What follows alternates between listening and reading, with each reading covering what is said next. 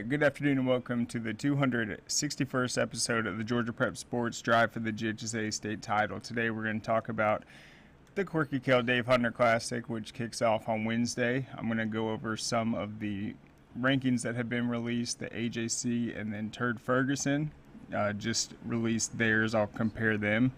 And then I'll talk a little bit about the Sheriff's Cup and some news regarding the NIL. But let's start with the Sheriff's Cup, which I thought was really exciting. It was at Collins Hill. The event went great. The food looked outstanding. There were sheriffs everywhere. Kicked off on time, and thought the format was interesting. So the way it worked, you had two mini games where they just played a half, and then the winners squared off in a full four-quarter contest. And so the first one was Grayson against Cambridge. Grayson representing Gwinnett, Cambridge representing Fulton. And I think Grayson was able just to make some more plays with the run game. Their defense gave Cambridge a really hard time, so they earned the shutout. And that game actually went by really fast because both those teams are running the ball a ton. So that was just one half of play. So Grayson got to wait for the winner of the Tucker-McEachern game after that. And in that one, I mean, it's starting to get really hot. Najee had seen Tucker practicing, and what he said before, he said they want to be the best defense in their league this season, and you could certainly tell. For seventh graders, I thought their tackling was exceptional. They only gave up 6 points the entire time, and they had a lot of two-way players too, and then really had to battle adversity at the quarterback position with, I think, their starter injuring, what was it, a collarbone, shoulder? Yeah, shoulder. And so they had the backup come in. We were talking to their coach afterwards. That is Andre, it's Goad, how do you say it? Good. Andre Good. So, after the game, he had said that Eric Howard, the backup, stepped up and said, "Coach, we're going to win this whole thing. We're going to win this game," and showed a lot of confidence. And, I mean, for this early in the season, a big event like this, it's televised. They hadn't gone up against Grayson in recent seasons. It's been several years, and they came out and looked outstanding, and they didn't get any rest after that win over McEachern. About an 8-minute break, so they played 6 straight quarters. They were better conditioned, even though Grayson got the rest, and it was just a really impressive team effort. I was impressed with the energy. You can tell that the team is really well just supportive of each other. And even when Eric Howard got the MVP, everyone was really excited. What's Coach Good's son's name? Yeah, that's Aaron. And so he couldn't play quarterback because of the shoulder injury, but then he was able to go and play in the secondary. But obviously it was a concern for him to get in a contact situation. And so when Grayson was trying to get points on the board late in the game, it was already 20-0 at that point. Aaron goes back in the secondary. He seals the game with an interception and then goes down as time expired, so he didn't even have to get the contact. So, I mean, really, if you look at what the Tucker Lions were able to do, play 6 straight quarters, shut out Grayson for the Sheriff's Cup title, and then end it with outstanding play that really was set up with an injury. I just thought that was a big sign for them, and so we're going to be following them the rest of the season. But the Sheriff's Cup was a great event. We tweeted out the stream. You can watch the whole thing. If you fast forward, you can watch the final matchup and see some of the plays we were talking about. And another big player that stood out for sure was Carter Lumpkin. It's Carter with a K, and he is the son of Craig Lumpkin, and that's Craig with a K. And he is a really talented playmaker. He had a great run down the sideline. He had a big pick six. He was just really physically mature and a tough kid for sure. He's got a really bright future. And I asked Craig, how does Carter kind of compare to where he was physically heading into the 7th grade? He said he's a little smaller than he was, but still he might be a year behind, but physically and just with his talent and skill making, I mean, I'm really impressed. So what, these guys will be the class of 2028 or 29? 29. All right. So yeah, head into their 7th grade season, and I don't know, we might see them maybe in Georgia Elite this year or next year. I know we did have 7th graders play in the 8th grade game a couple times. Really? Yep. Yeah, I'd say, I think 2 years ago or the year before that, we had probably 5 or 6 7th graders that played in there. Is Graham burning incense?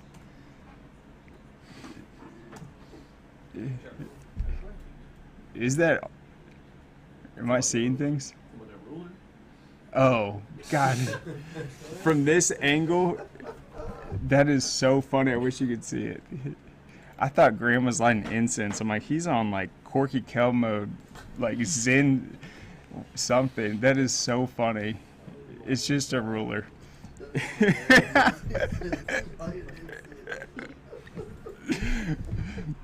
So yeah, that's the Sheriff's Cup, and we have the story.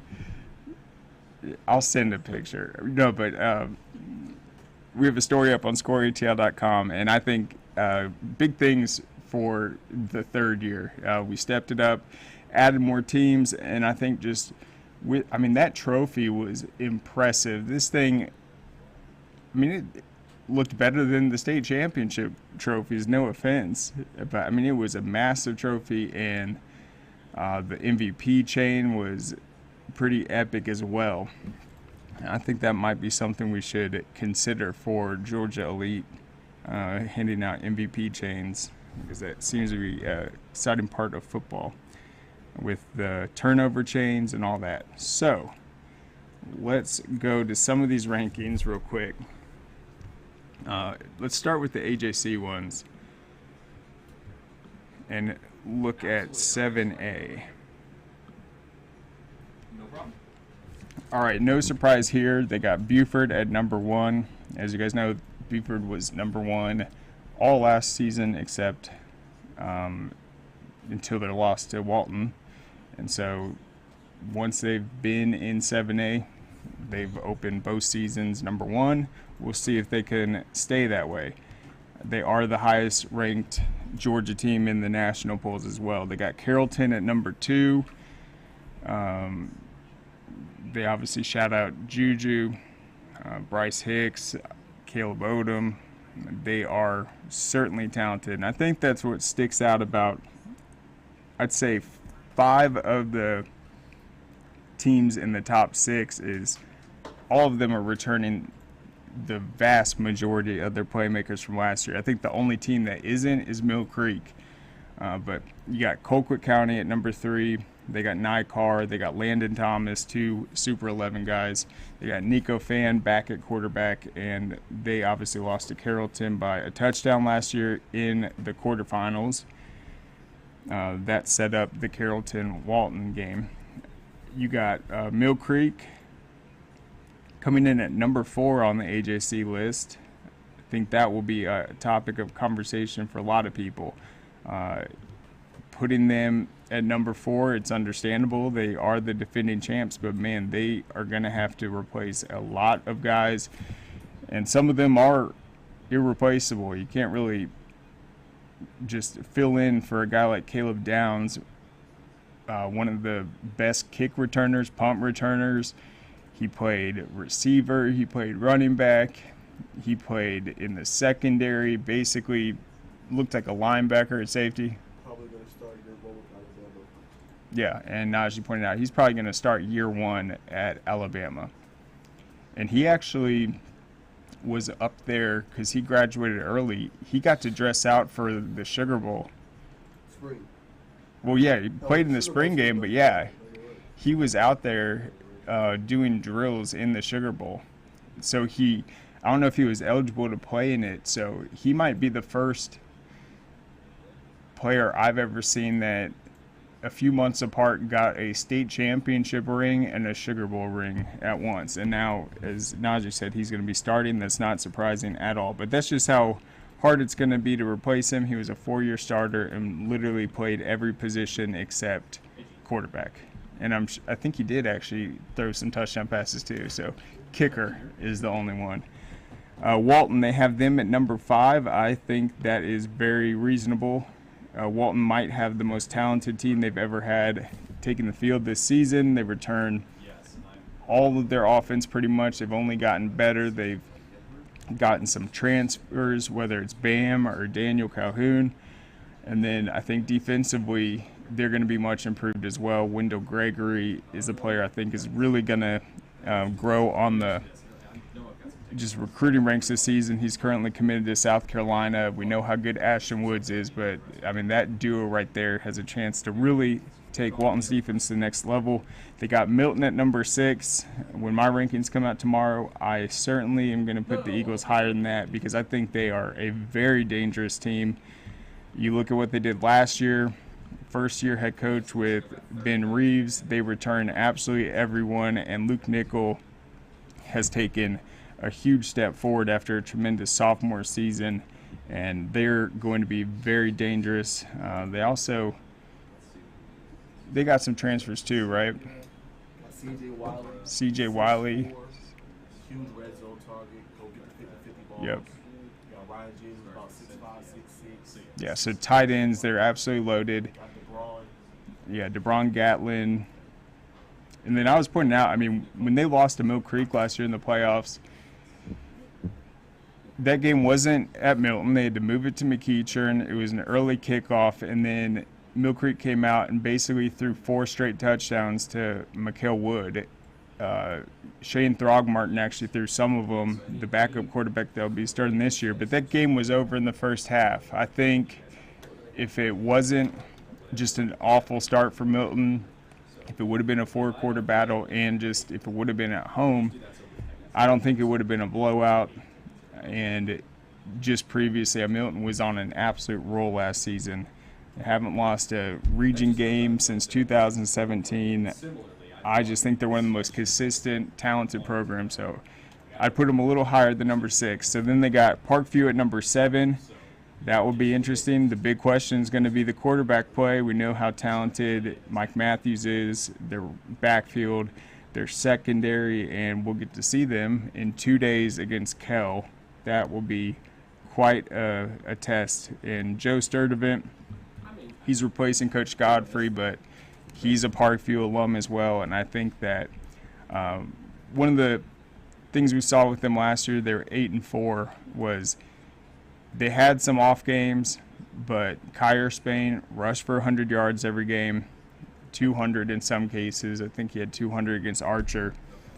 And they could beat any team. If they came out and played well, I don't think there's anyone in 7A that they wouldn't be confident that they could compete with. Westlake coming in at number 8.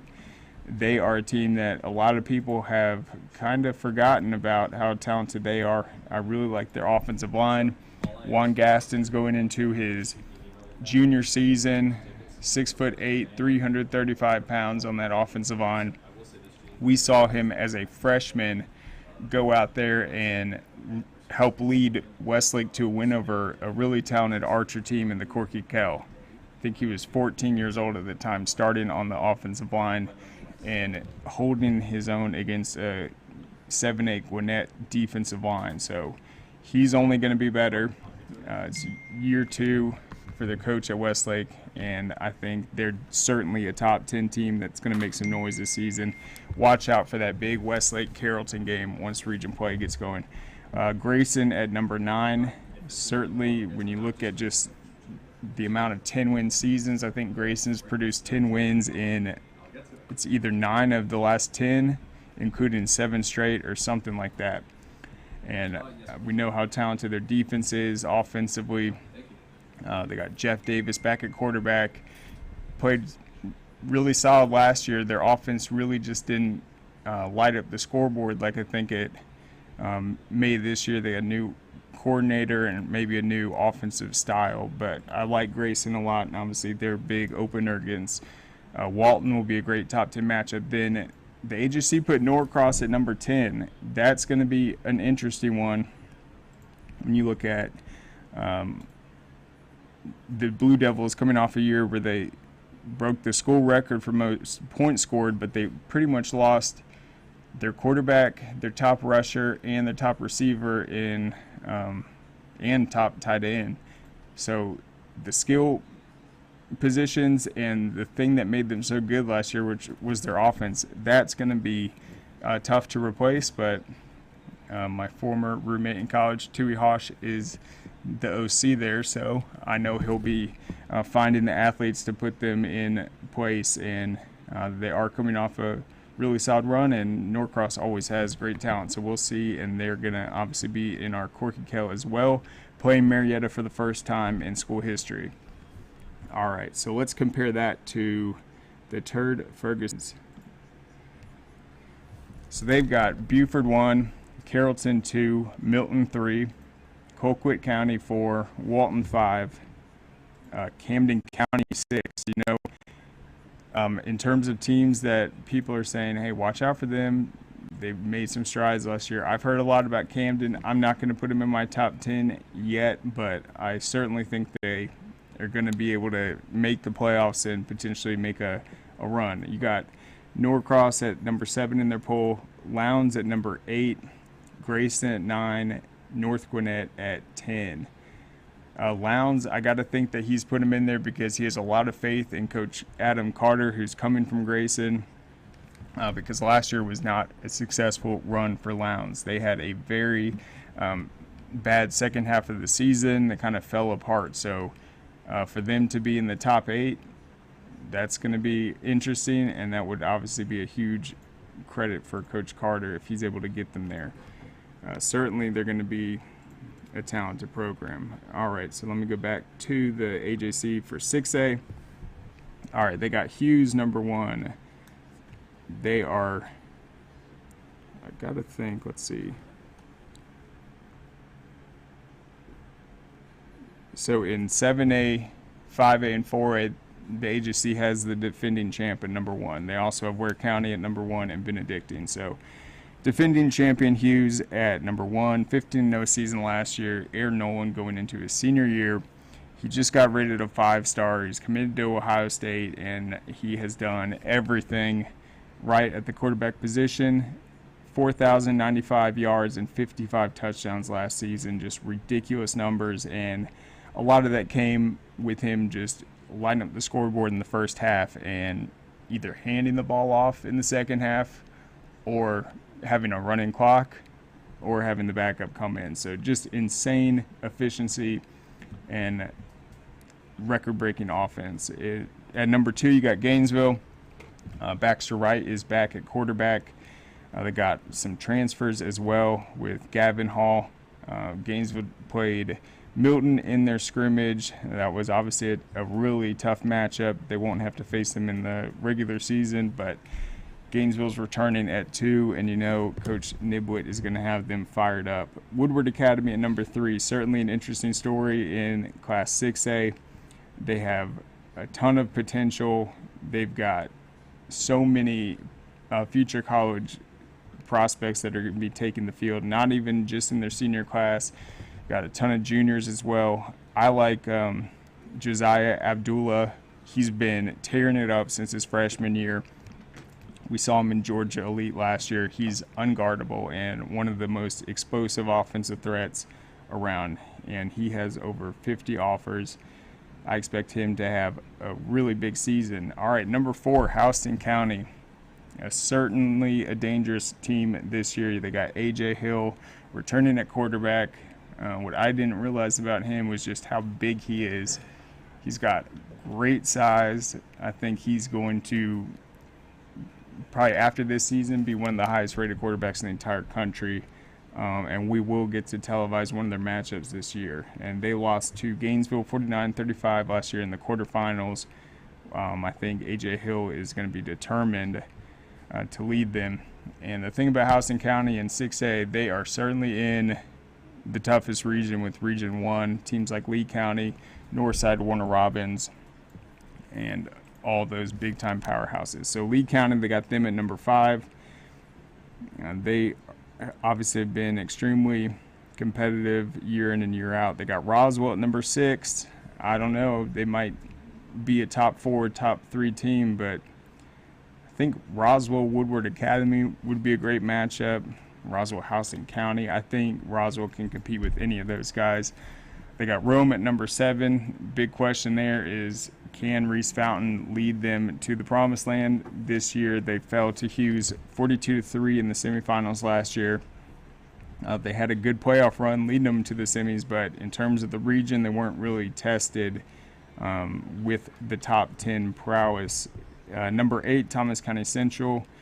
It will be year 2 for their head coach. They're coming off a 12-1 season, and they fell to Roswell in a really close game in the quarters. They got Marist at number 9, and then Northside Warner Robins at number 10. Let's compare it real quick to Ferguson. He's got Hughes 1, Gainesville 2, Rome 3. That is really high compared to 7 in the AJCs. They got Roswell number 4 ahead of number 5 Woodward, number 6 Lee County, Marist 7, Thomas County Central 8, Brunswick 9.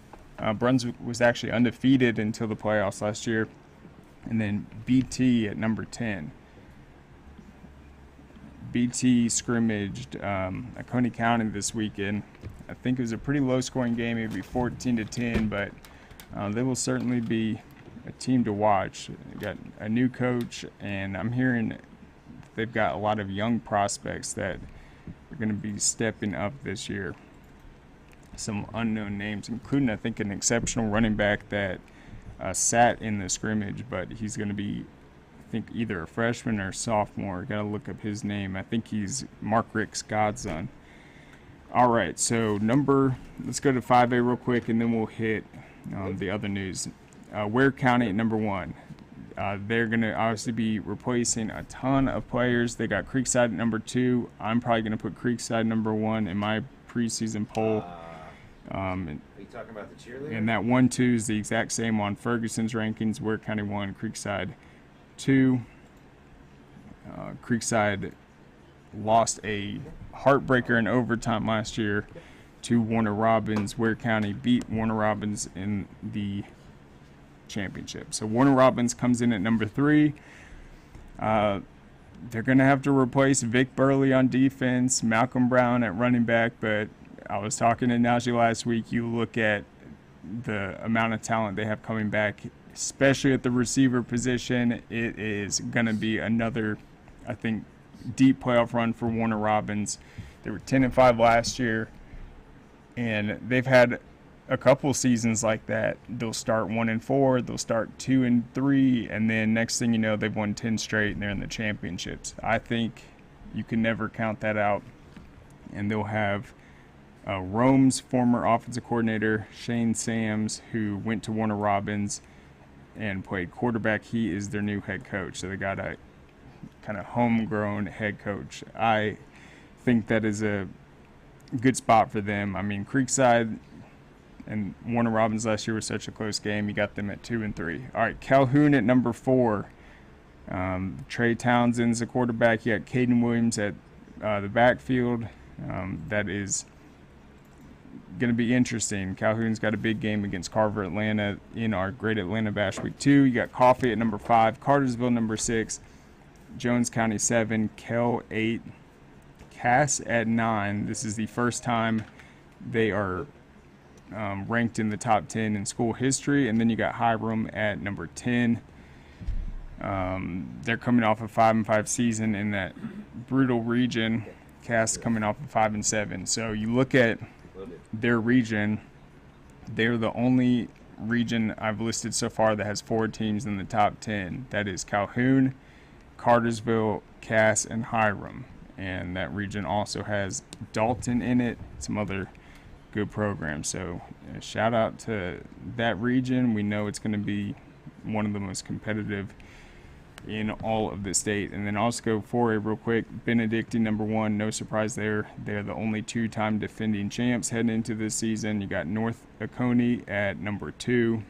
They've been building a giant of a program, and I think the best indicator of how much talented they've gotten is 2 years ago, Cedartown, who was the runner-up last year, beat them by 40 points in the playoffs. Last year was a 7-point game. They have gotten tougher, stronger, and Coach Arndt has done a tremendous job. They got Troop at number 3. I think Troop won their first ever region title last year.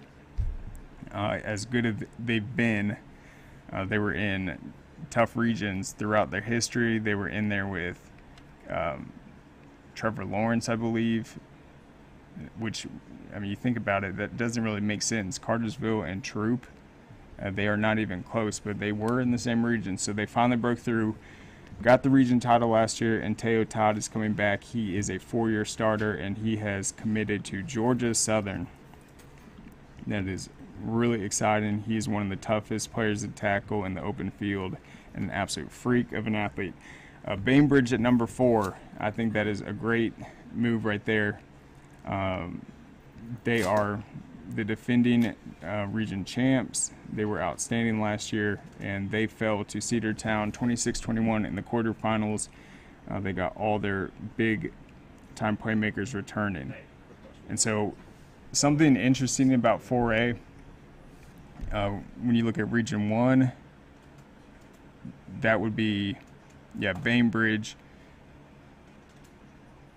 Every region except the Holy Innocents one, and I think it's 6 of the 8 regions last year, the region champions swept, and it wasn't even close. I think that is not going to be the case this year. You're going to see a lot more challenges from the number 2 and number 3 seeds, maybe some more tiebreakers, where last year there really were a lot of front runners. Like North Oconee completely dominated the region. Same with Cedartown in Region 7. But you look at Troops region, that one was extremely close. You had a Stars Mill team get knocked out. But I think this year we're going to have more than one region. And Perry, they're going to be replacing a lot. They come in at number 5.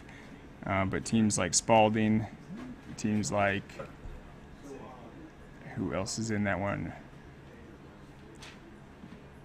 I think it's, Baldwin is in the region. All right, Wayne County comes in at number 6. I think that's going to be very interesting. Coach J-Bo Shaw had a great debut there, took them from a 1-9 team to a 10-3, and now they are coming in at number 6 ahead of Cedartown. How crazy is that? Wayne County, the jump they've made to see them ranked higher than Cedartown. That is, I mean, congrats to them. That is just a sign of how much respect they've earned over the last season. But Cedartown comes in at 7, Stockbridge at number 8. I think Stockbridge should be much higher than that. 9 of their 11 leading tacklers were underclassmen last season. They only allowed 10 points per game, and Benedictine was the only team that scored more than 20 on them, and their offense has so many weapons. They're probably the fastest overall team in Class 4A. You got Holy Innocents number 9, and then LaGrange at number 10. I think that is a smart move right there. Some of the other polls did not have LaGrange ranked, but I think that's probably not the right move, and LaGrange did happen to beat Troop last season. So there you have it for the rankings. Let me look at this real quick.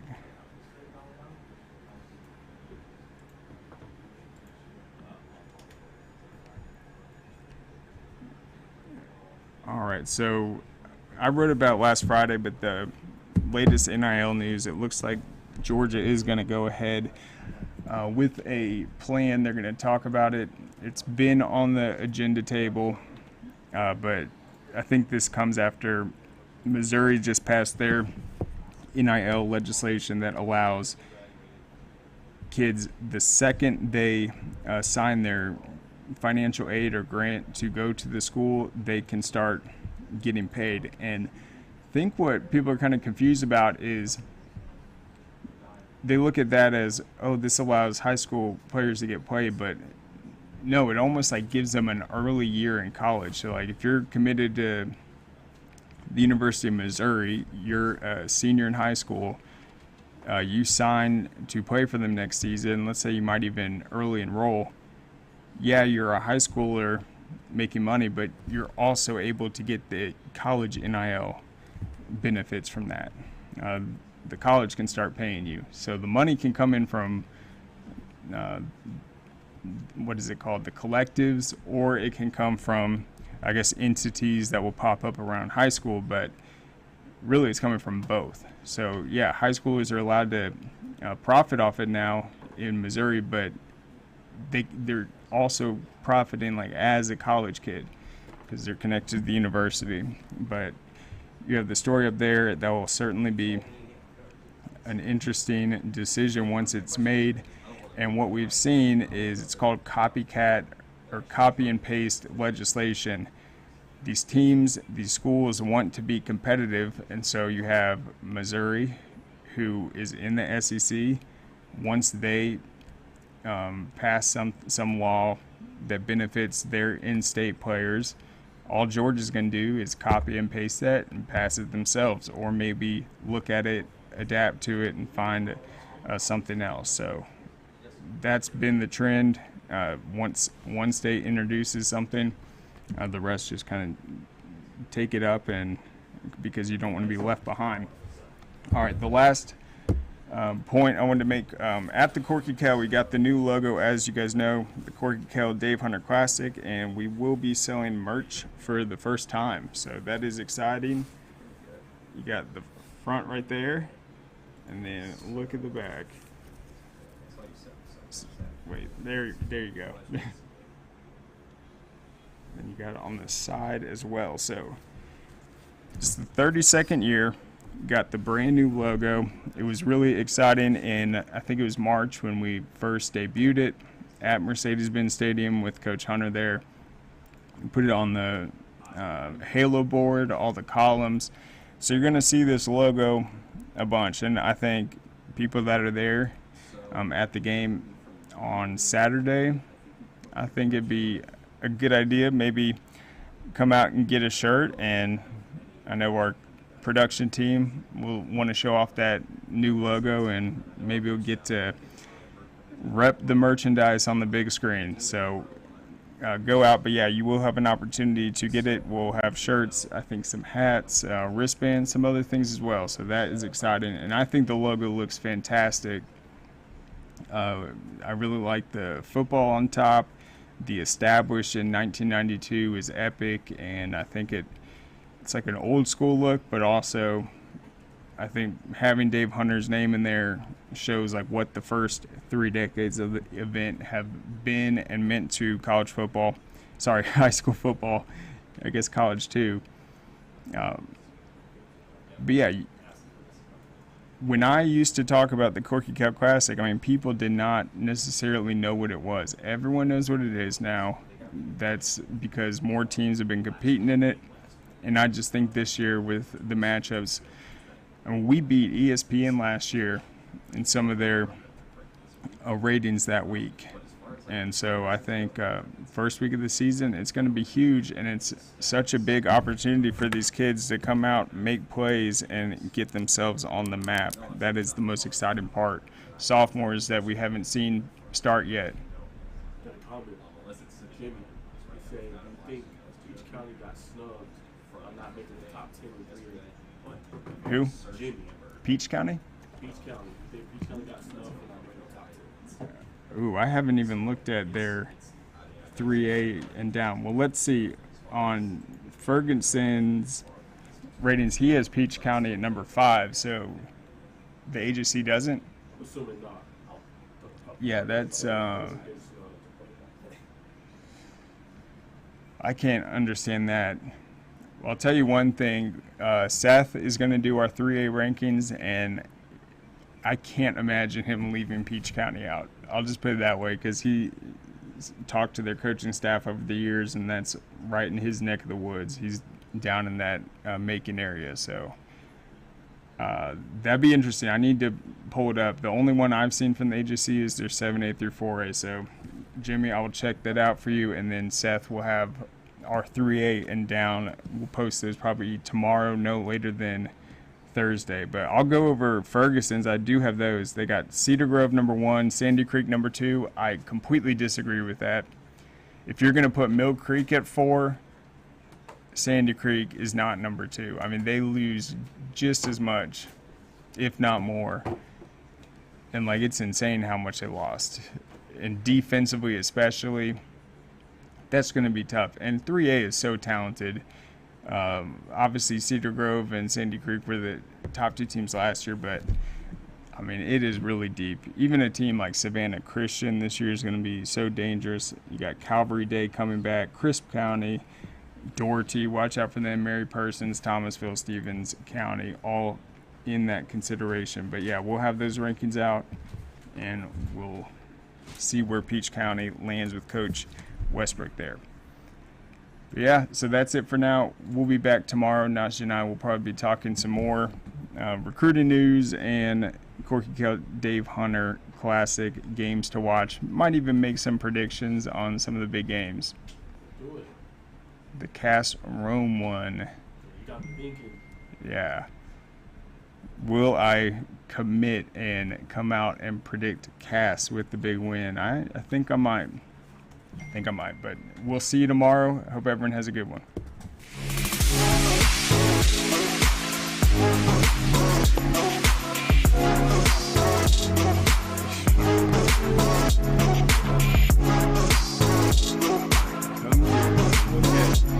Look at it from there. Sitting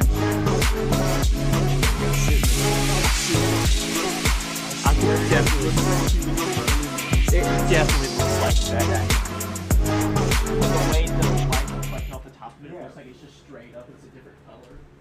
I can see what you're saying now. Like it's Yeah, Graham, I thought you were burning incense with that ruler from here. I don't feel like Chris.